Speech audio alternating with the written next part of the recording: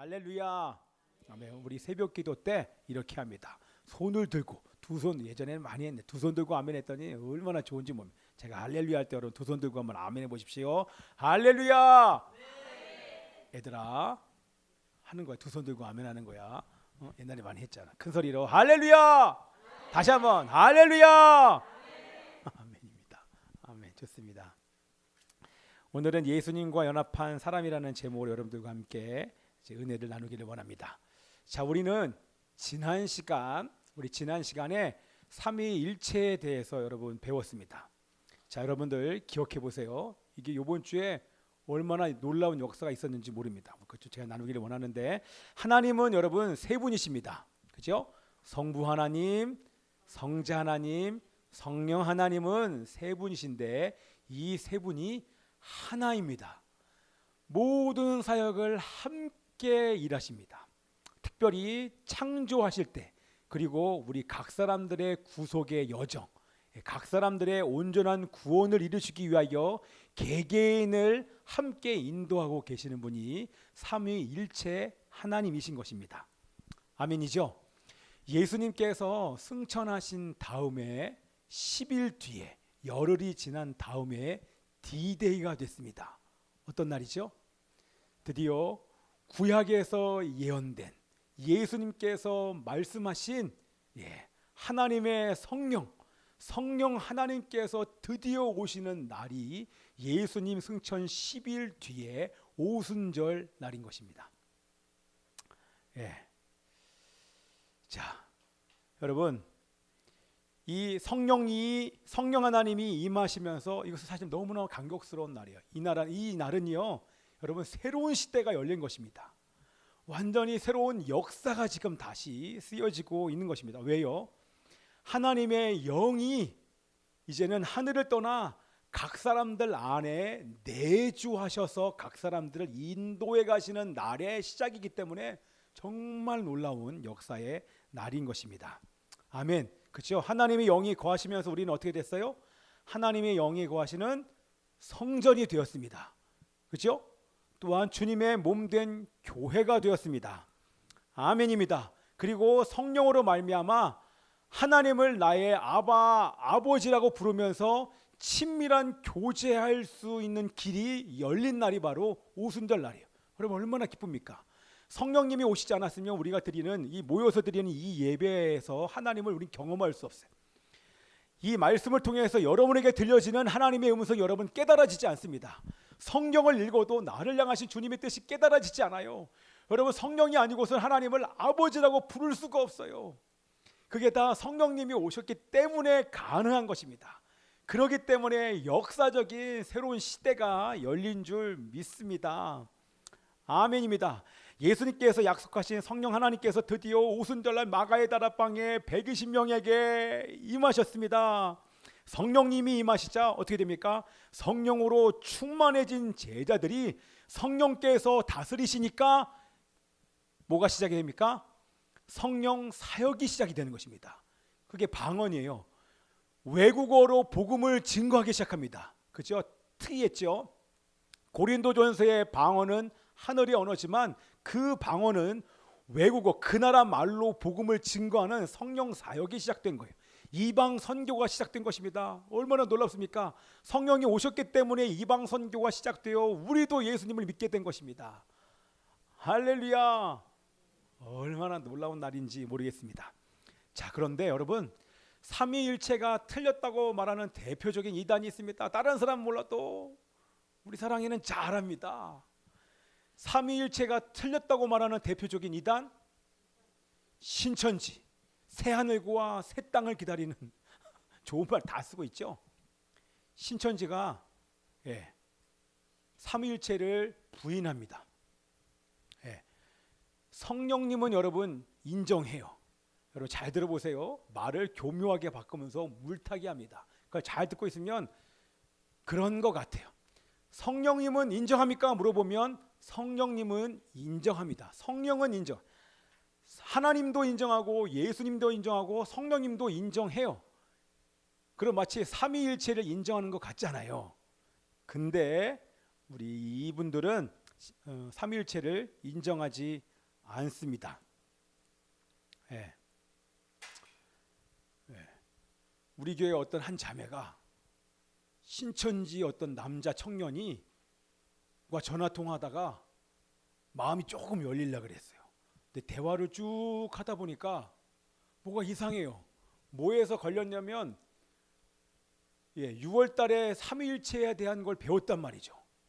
그래서 대화하는데 뭔가 삼위일체에 대해서 부정하는 것 같은 뉘앙스로 얘기를 하는 거예요. 자꾸 돌려서 얘기하길래 대화하다가 막 머뭇머뭇 거리는 것을 그 대화한 내용을 저한테 녹음해서 보내줬어요.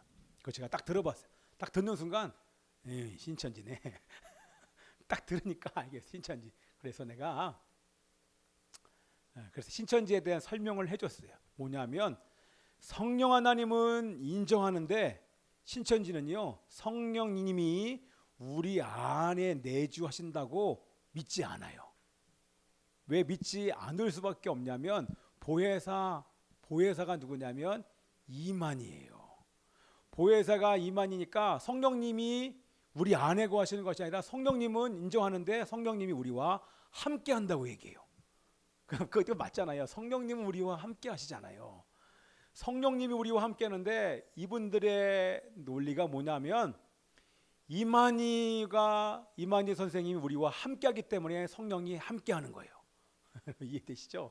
그리고 이만희 선생님이 보혜사인데 그 보혜사 입을 통해서 나오는 것만 진리입니다. 그 진리를 들은 사람들은 진리가 우리 안에 들어왔기 때문에 성령이 우리와 함께 하는 것입니다. 논리가 이렇게 풀어가요. 그래서 성령님을 인정하는 거예요. 이게 맞습니까? 틀렸습니까? 졸다가 이거 맞다 그러면 큰일 납니다. 이건 틀린 거예요. 그죠? 예. 성령님은 믿는 자들 안에 거주하십니다. 여러분 그 말씀 맞잖아요. 고린도 전서 요한복음 3장 16절이 아니라 고린도 전서 3장 16절 너희가 하나님의 성전인 것과 하나님의 성령이 너희 안에 거하시는 것을 알지 못하느뇨? 알지 못하냐? 누군가가 물어보면 우리 그분들에게 이렇게 얘기해요. 고린도 전서 3장 16절을 펴보라고. 성령이 너희 안에 거하시는 것을 알지 못하느뇨? 이렇게. 하나님의 성령이 우리 안에 거하시는데 그들은 그걸 부정해요. 그래서 이단인 것입니다. 그래서 제가 그 자매한테 이렇게 얘기했어요. 가서 이단인지 아닌지 신천지인지 아닌지 확인할 수 있는 좋은 방법이 있다. 가서 이스라엘을 물어봐. 이렇게 얘기했어요. 여러분 이단은요 이스라엘을 인정하지 않습니다. 성경에 있는 이스라엘이 지금 있는 이스라엘이라고 믿지 않아요. 그리고 예수님이 이스라엘로 오신다는 거 믿지 않습니다.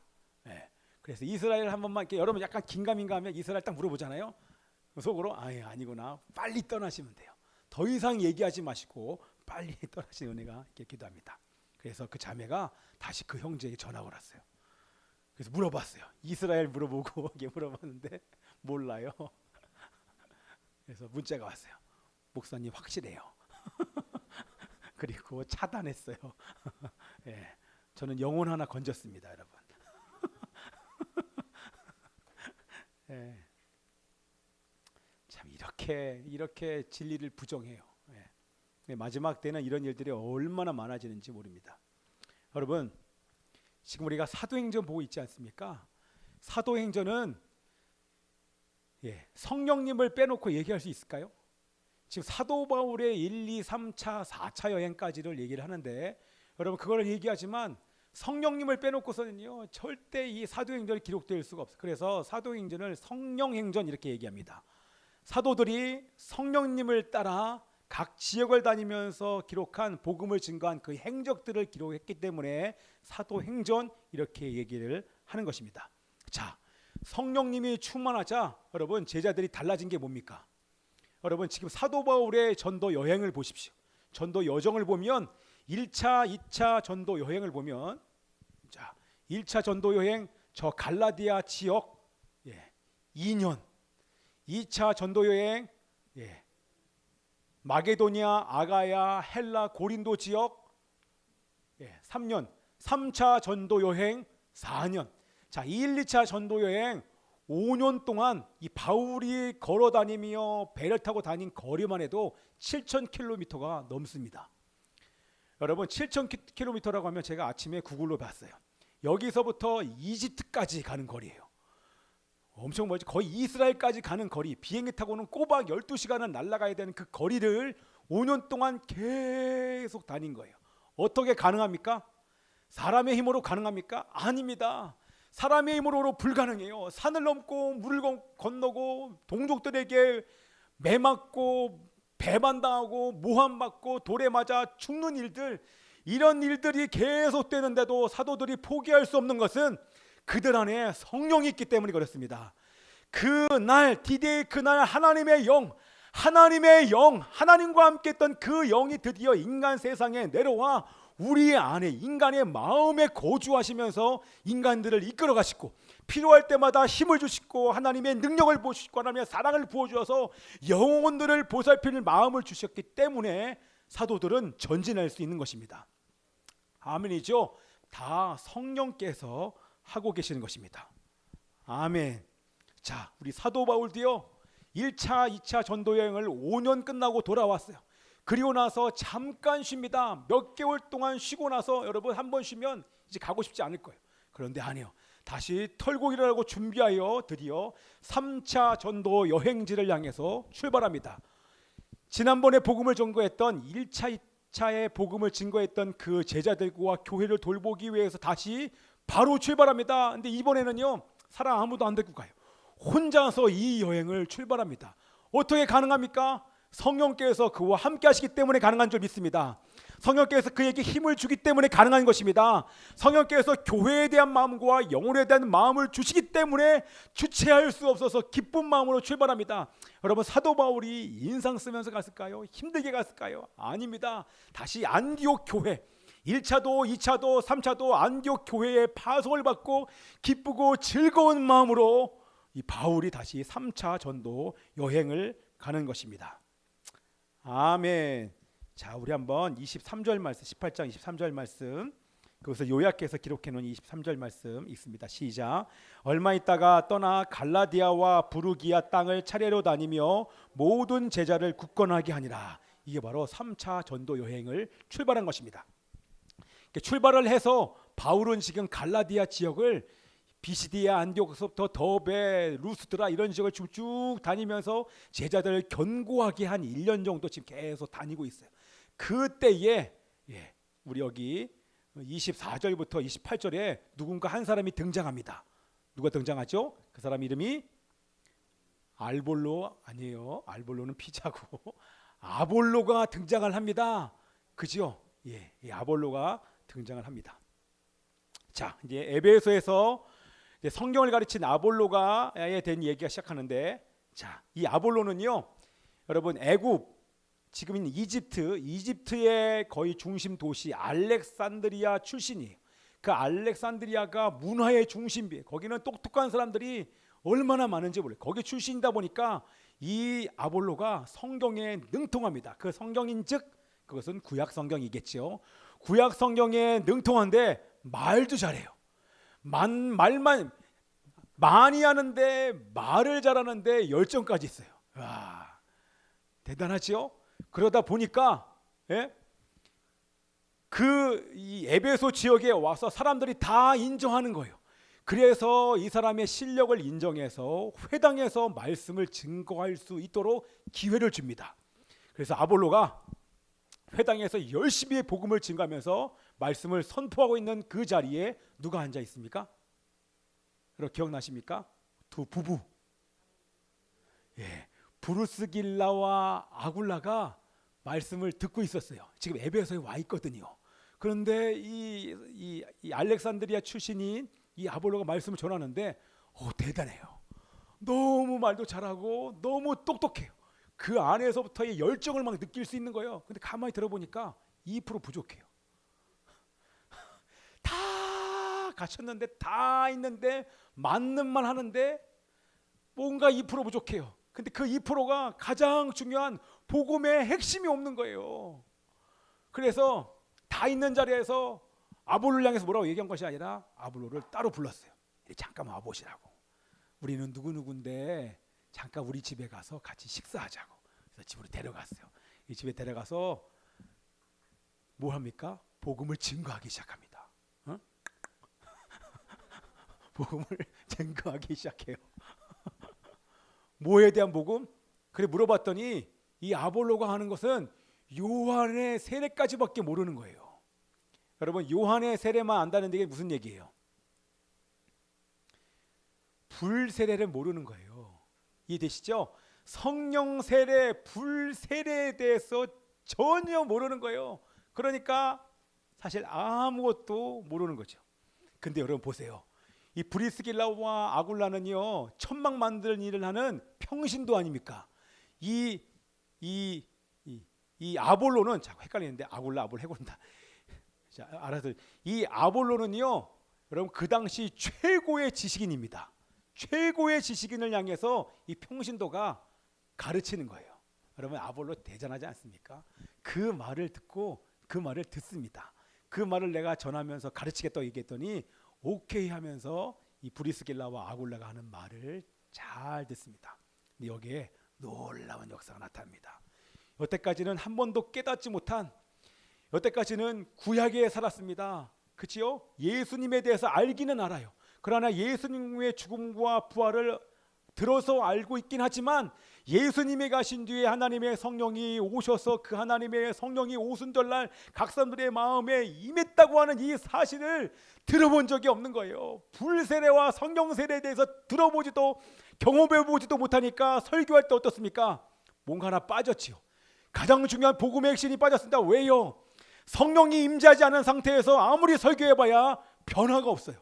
좋은 말, 멋있는 말, 아름다운 말을 한다고 사람들이 느끼겠지만, 지식적으로는 동의하겠지만 하나님의 성령에 충만한 상태에서 설교를 하지 않으니까 그게 사람들의 심장에 폐부를 뚫지 않습니다. 결단이 막 일어나지 않고 변화가 일어나지 않는 거예요.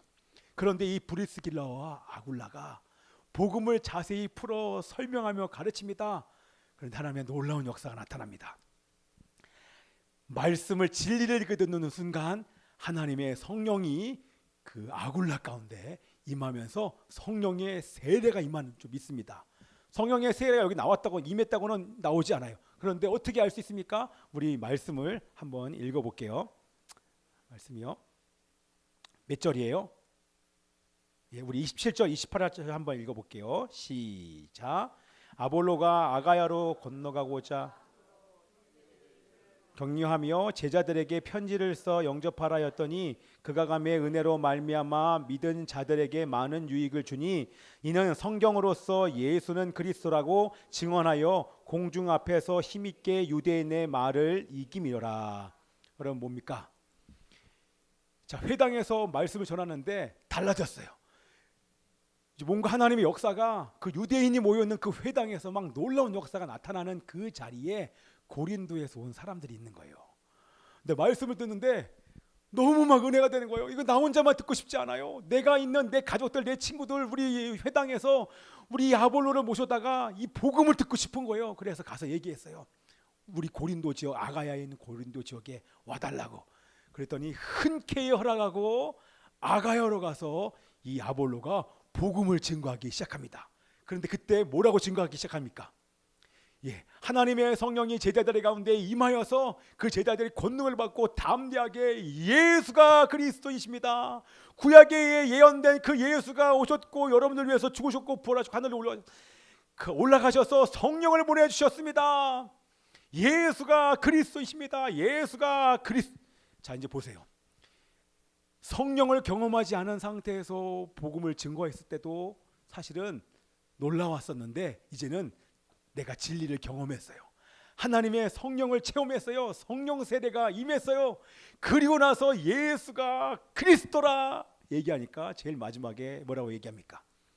힘있게 유대인의 말을 이기미로라. 그 어떤 유대인도 당할 수가 없어요. 왜요? 하나님의 성령으로 충만하기 때문에. 그래서 우리는 깨달을 수 있어요.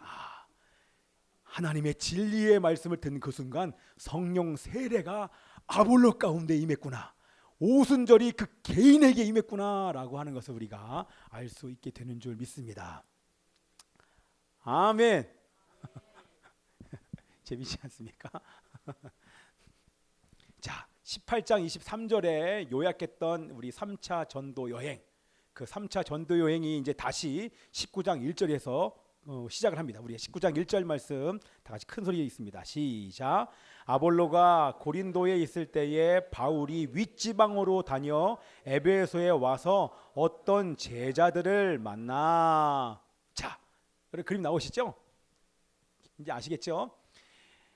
바울이 저 위쪽에 갈라디아 있는 지역에서 복음을 증거하다가 그 사이에 아볼로는 이 에베소에서 복음을 증거했었어요. 그러다가 고린도 사람들의 초청을 받고 고린도에 있는 아가야 지역으로 출발을 했을 때에 바울이 드디어 에베소에 왔습니다. 아마 하나님께서 인도하시면 내가 다시 올 거야 말했던 그대로 하나님의 인도하심을 따라 바울이 드디어 에베소에 도착했습니다. 여러분, 이 에베소라는 도시가 어떤 도시입니까? 여러분, 에베소 보시면 아시겠지만 저 에베소 보이시죠? 한번 더 누르면 에베소 나옵니다. 이거 만드느라고 한참 걸렸어요. 다시요. 보죠. 자, 이 에베소는요, 교통과 무역의 중심지예요. 육로가 닿아져 있고 여기 바로 배가 다닐 수 있는 그런 도시예요. 항구 도시예요. 그렇죠? 그러다 보니까 이 도시가 부유할까요? 부유하지 않을까요? 돈이 엄청나게 많은 도시예요. 그래서 그 경제적인 부를 지키기 위해서 뭐가 발달돼 있다? 미신.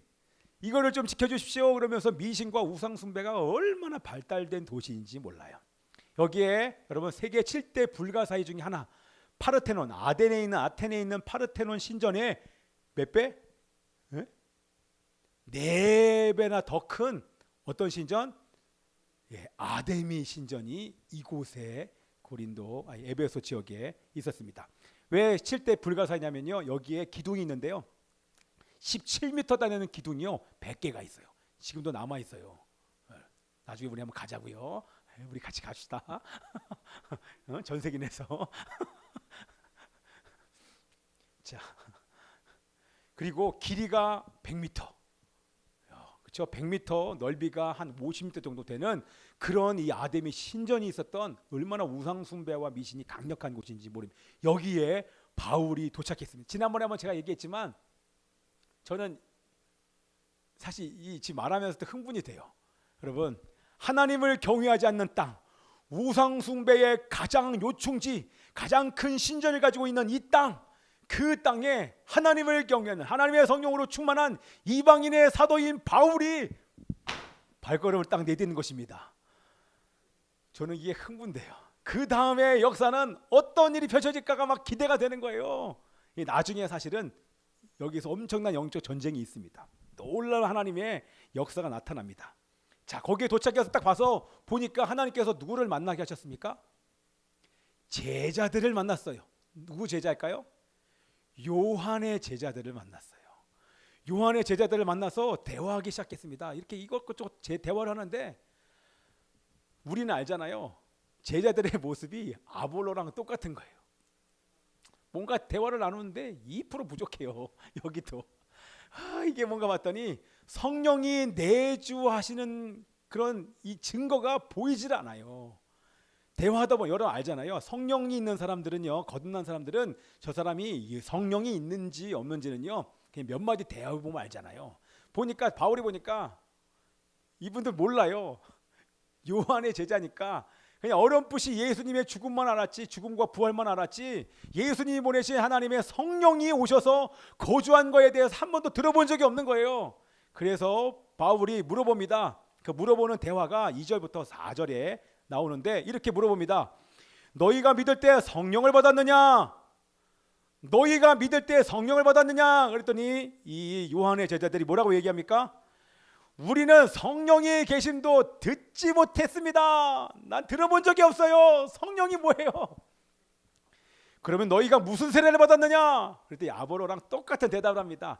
요한의 세례 받았습니다. 요한의 세례가 뭡니까? 이건 회개의 세례예요. 이 세례는 뭐냐면 주님 오심을 기다리는 세례예요.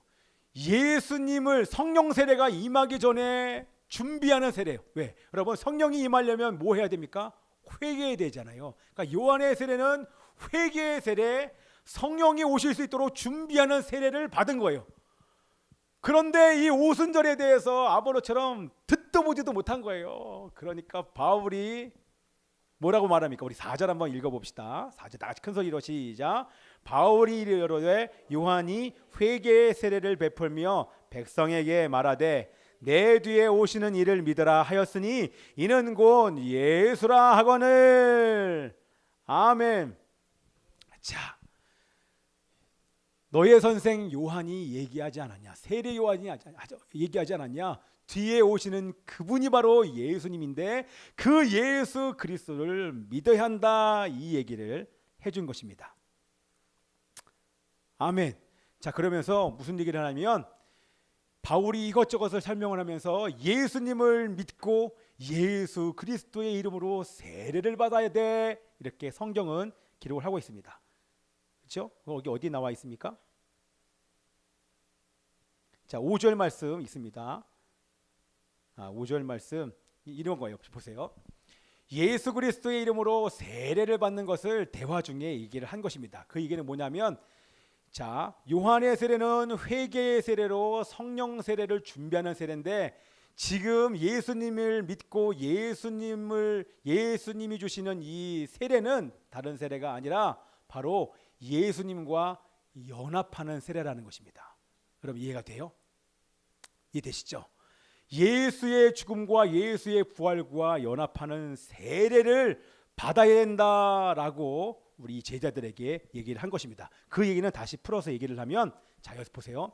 아담과 연합한 사단의 지배 아래 있는 옛사람은 죽고 그리스도와 연합한 새 사람이 되는 것, 이 세례가. 그리고 쉽게 덮으면 예수님을 나의 왕으로 모시며 이제는 내가 원하는 삶을 사는 것이 아니라 왕이 원하는 삶을 살겠습니다. 죄와 싸우는 삶을 살겠습니다. 그리고 예수님처럼 살되 예수님을 증거하는 삶을 살겠습니다. 그게 예수님과 연합하는 세례. 이거에 대해서 듣자 그 세례를 받고 싶다고 얘기를 하니까 우리 사도 바울이 예수 그리스도의 이름으로 세례를 줍니다. 거기 써 있죠? 예. 자, 5절 한번 있습니다. 시작. 그들이 듣고 주 예수의 이름으로 세례를 받으니. 아멘. 그리고 예전에 사마리아 사람들에게 베드로와 요한이 손을 얹은 즉 하나님의 성령이 임했던 것처럼 사도 바울도 그들의 머리 12명이에요. 12명의 머리에 손을 얹으면서 기도하자 그때 하나님의 성령이 그들 가운데 임합니다. 이것을 뭐라고 얘기하냐면 에베소 성령 강림 사건, 이렇게 얘기하는 것입니다. 놀랍지 않습니까?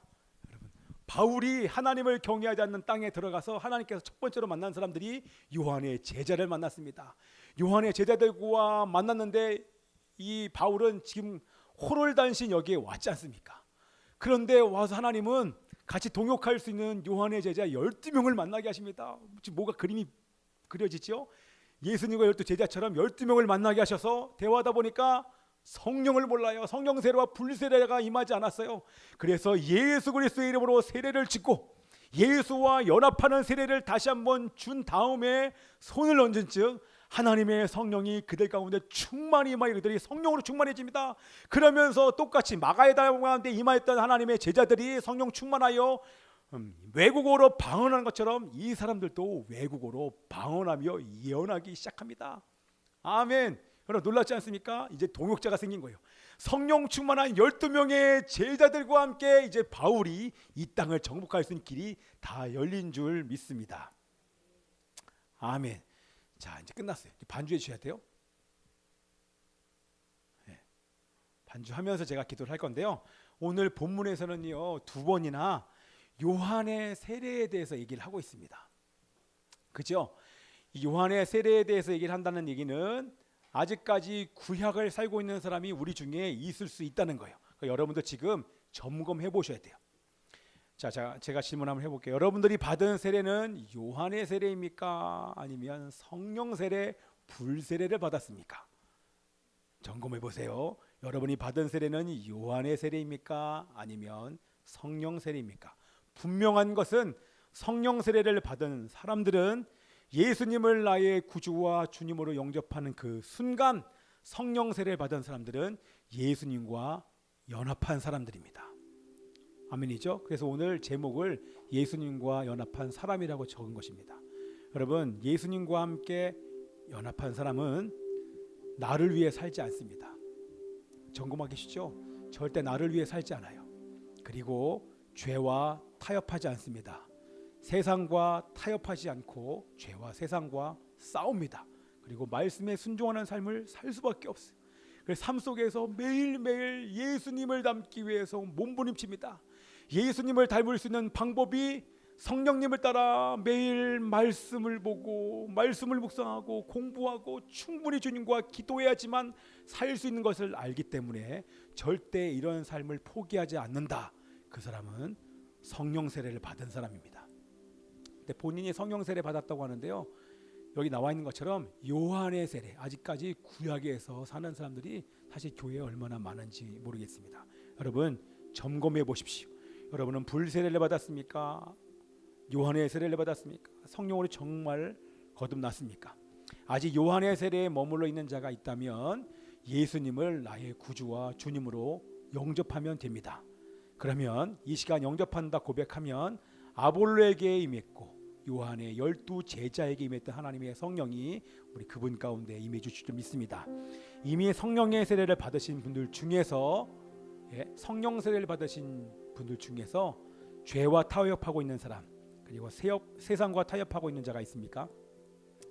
예수님처럼 살며 예수님을 증거하기보다는 세상에 취해 사는 자가 있습니까? 말씀에 순종하지 못하고 충분한 기도의 삶을 살지도 못하고 용서하지도 못하고 그런 사람이 있습니까? 그런 사람들은요, 우리 하나님께서 다시 성령으로 이 시간 충만케 하시기를 원하십니다. 아멘. 우리 눈을 감으시고요.